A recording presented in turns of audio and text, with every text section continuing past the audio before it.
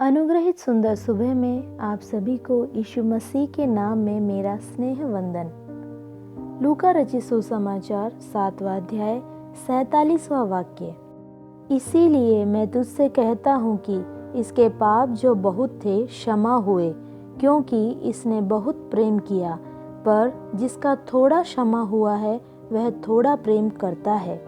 पढ़े हुए वचन के आधार पर मुक्ति यीशु मसीह में है विषय पर मनन करने के लिए आओ हम परमेश्वर में समर्पित हो जाएं। प्रियो, टूटा हुए जीवन व्यतीत करने वालों के पास क्या कोई आशा होती है? निश्चित रूप से सुसमाचार ये घोषणा करता है।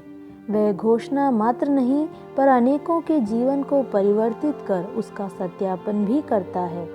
यीशु मसीह में आशा का रास्ता है। मुक्ति साक्षात यीशु मसीह में है।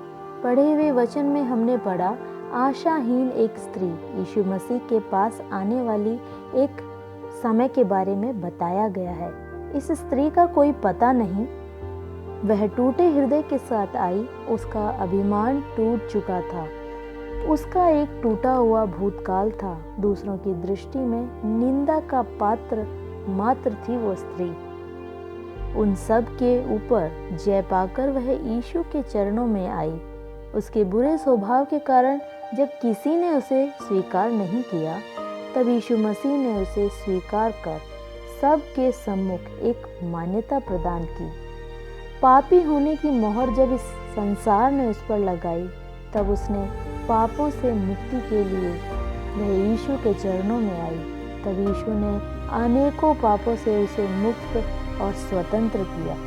प्रियो, हम जिस शहर में रहते हैं वहाँ पाप के कारण टूटे हुए उस समूह के प्रति हमारा बहुत बड़ा दायित्व है। क्या है वह दायित्व? यीशु मसीह में आशा, यह कहने का दायित्व। हम कई बार ऐसे अवसरों को सही रीति से उपयोग में नहीं लेते और हम आलस कर लेते हैं और ऐसे अवसरों को छोड़ने का कोई एहसास भी हमें नहीं होता। यीशु मसीह के पास जो भी आए उनके लिए यीशु मसीह पापों की क्षमा का रास्ता ढूंढकर उन्हें दिखाया और उसे स्वीकार करने वालों का जीवन अनुग्रहित हुआ। हम यदि हमारे आसपास देखें तो जीवन में टूटे हुए की संख्या आजकल बढ़ रही है। आशा टूट गई है। निराशा में डूबकर आत्महत्या के लिए भी तैयार हो जाते हैं। दुष्ट शैतान उनके जीवन को चलाता है।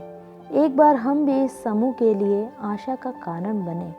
हमारे जीवन से दूसरों को यीशु मसीह के द्वारा मुक्ति मिलने का कारण बने।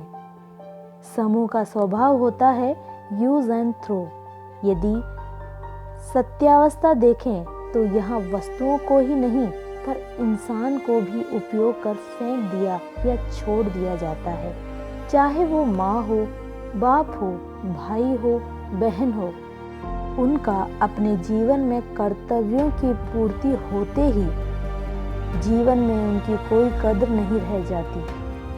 जीवन की एक ऐसी अवस्था, यीशु मसीह की तरफ अपने मुंह को मोड़ें और देखें। परमेश्वर किसी को टूटी हुई अवस्था में नहीं छोड़ता। टूटी हुई ईंट को तोड़कर फेंकता नहीं। जली हुई बत्ती को बुझाने वाला परमेश्वर नहीं है। वो उपयोग रहित होने वाले को उपयोग करने के लायक बनाने वाला है। टूटे हुए जीवनों को नया जीवन प्रदान कर, उन्हें नई सृष्टि बनाकर, उन्हें नया रूप देकर, आगे बढ़ने का बल देकर चलाना साक्षात मसीह में संभव है। मेरे प्रिय श्रोता, यीशु मसीह में ही मुक्ति है। शायद तुम में से कई उपेक्षित होंगे, अंधकार से घिरे हुए, जहाँ कोई आशा की किरण नहीं। उस स्थिति में मजाक और निंदा का पात्र बनकर जीवन व्यतीत कर रहे हो क्या? यीशु आपकी सहायता करने में सक्षम है। यीशु के समीप आने में संकोच ना करें। निश्चित रूप से समाधान प्राप्त कर आप जहाँ हैं वहाँ परमेश्वर का कार्य करने के लिए, आप में परिवर्तन करने के लिए मसीह काफ़ी है। पवित्र पिता, इस अनुग्रहित सुबह में, इस टूटी हुई अवस्था में जब सभी हमें त्याग देते हैं, तब हमें ढूंढकर हमें बचाने वाले परमेश्वर आपके हाथों में समर्पित करते हैं।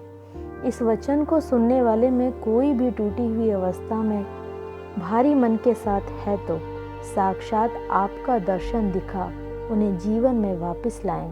वो जहाँ रहते हैं वहाँ मसीह के प्रति अपने कर्तव्यों की पूर्ति के लिए आप सहायता करें। Have a blessed day.